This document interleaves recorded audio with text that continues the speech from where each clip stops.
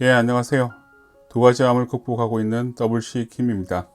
오늘은 제가 암 수술을 받은 경험을 바탕으로 해서 암 수술을 받으러 병원에 가기 전에 또 병원에 가서 또 수술을 받고 나서 병원에서 어떻게 회복하는지에 대해서 또 무엇을 요구하고 어떻게 생활해야 되는지에 대해서 꼼꼼하게 한번 이야기를 나누고자 합니다.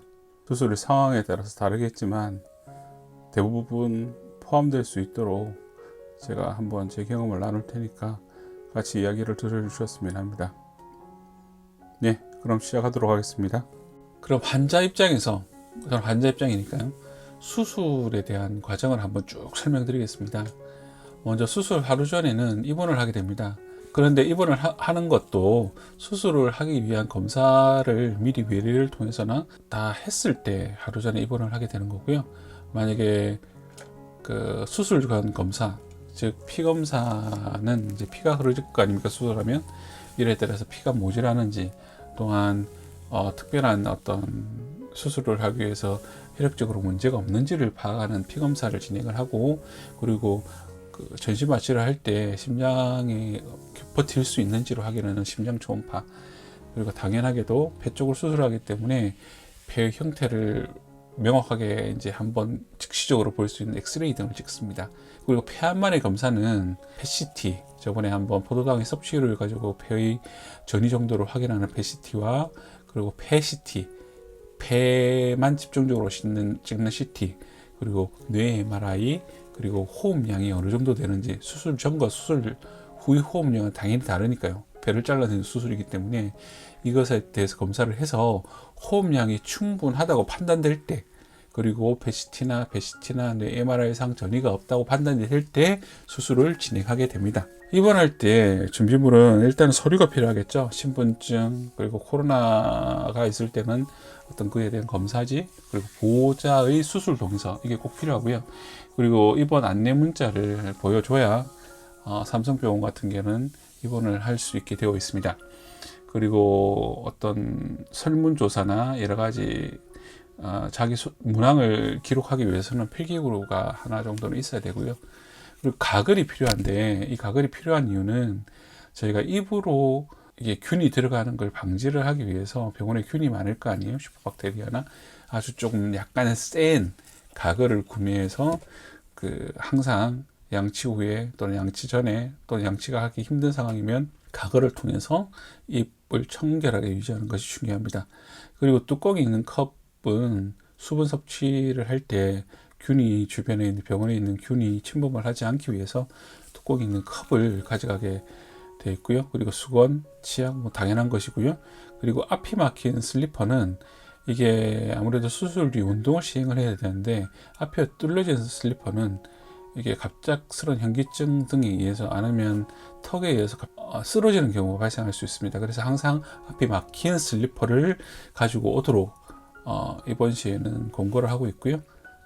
저도 입원을 서너 번 시행했던 입장에서 앞이 막힌 슬리퍼를 하나 구해서 입원을 할 때 반드시 가지고 다녔습니다.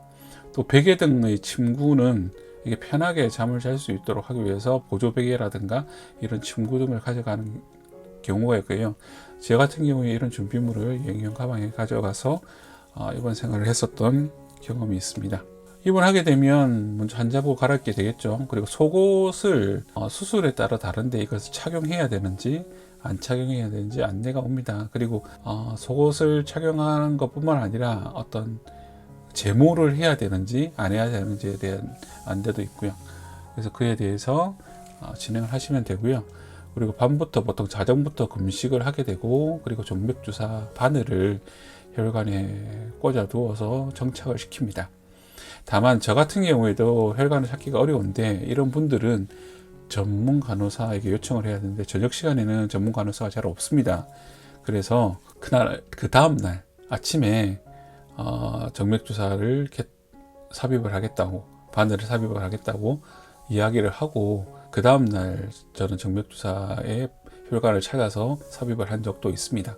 그리고 주치의 선생님이 레지던트 선생님들이 계시는데요. 그 선생님분들로부터 수술 안내를 충분히 받고 수술 동의서를 작성하고, 그리고 앞에서 말한 못다한 검사를 하고, 또 폐 수술에 있어서 가장 중요한 것은 폐의 폐활량을 유지시키기 위한 호흡 연습을 진행을 하게 됩니다. 환자 입장에서 수술에 대해서 설명드리고 있습니다. 수술 당일은 당연히 이제 수술 시간이 그 전날 나오는 경우도 있는데, 그날 나오는 경우가 제가 경험에 비춰보면 대부분입니다. 그래서 그날 아침에 그 자기 수술 시간을 확인을 하고요. 그리고 보호자가 물론 옆에서 간호를 해줄 수도 있지만, 그렇지 못한 경우에는 보호자가 수술 시간이 언제이니 그 약간 여유 있게 언제 오라고 보호자에게 대기 요청을 진행을 해야 되고요. 왜 보호자가 대기를 해야 되냐면, 수술 중에 갑작스러운 상황이 발생했을 때 의사결정을 하기 위함입니다. 초기 폐암의 경우에는 폐암병변에 마킹을 진행을 하고, 이게 수술하기 전 한 2시간 전에 마킹을 진행하는 것으로 되어 있는데, 이 부분은 그림을 보면서 다시 설명을 드리고요. 보통 그리고 수술 전에 CT를 추가 촬영합니다. 왜냐하면 CT 후에 어떻게 변화했는지에 대한 비교 영상이 필요하기 때문입니다. 마킹에 대해서 제가 그림을 찾아서 넣어놨는데요. 그리고 병변이 지금 이렇게 작을 경우에는 실제적으로 들어가서 찾을 수가 없습니다. 그래서 그 외부에서 CT 등을 지속적으로 촬영하면서 의사 선생님들이 납복, 즉 방사선을 차단할 수 있는 납복을 입고 바늘을 병변 가까이에 꽂아 놓는, 그래서 마킹이라고 하죠. 그것을 진행을 하게 됩니다. 그래서 실제 수술장에 들어갔을 때는 C 그림처럼 어떤 표시가 나고, 표시난 부분을 집중적으로 도려내서 D 그림처럼 작은 크기의 병변을 드러낼 수 있도록 수술을 하는 것을 폐암병변의 마킹이라고 합니다. 이게 그런데 생각보다 상당히 아픕니다. 수술할 때는 속옷에 대한 기준을 재확인하고요. 수술장을 입장하고, 그냥 수술할 때는 의식이 없습니다. 다만 이제 깨어나서가 문제겠죠. 수술 후에는 옆절제나 더 큰 수술을 한 경우에는 중환자실로 가서 케어를 받게 되고요. 초기 폐암은 병실로 복귀를 하게 됩니다.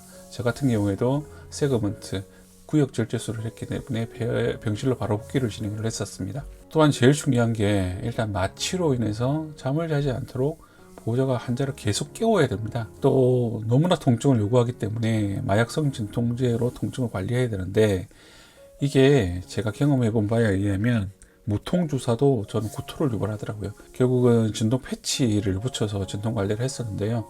그 자기에게 어떤 마약성 진통제가 맞는지를 확인을 한 다음에 약간이라도 울렁거리거나 거부 반응이 있으면 진통제를 바꿔달라고 요청을 하고요.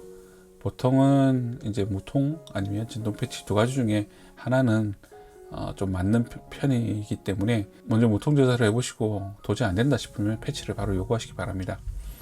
그리고 지속적으로 호흡 연습을 해서 폐를 패는 치료를 해야 됩니다. 이게 오른쪽에 보여진 그림이 이제 그 기구에 대한 예시인데요.